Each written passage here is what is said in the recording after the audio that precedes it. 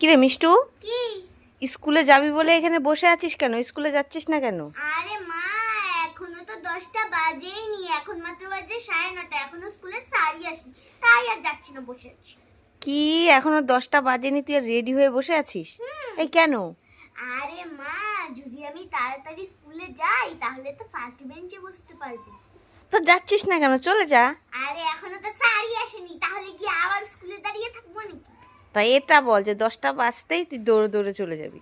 না না, 10টা বাজতেই না, 10টা বাজে 1 মিনিট 2 মিনিট আগে একবার প্লেনের মতো হু করে চলে যাই। তাই নাকি? হ্যাঁ।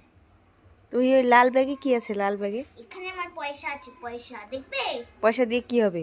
আমি যে ক্যান্টিন খাবো, পেন্সিল কিনবো, মানে পেন্সিল দিয়ে তো আমি লিখি না, আর্ট করার জন্য। এই যে দেখো, আমার কাছে 200 টাকা আছে। দেখেছো, আমার টাকাগুলো সব নিয়ে ওর চুটকি ব্যাগে রেখে দিয়েছে। তো আমার টাকা হারিয়ে যাবে, দে।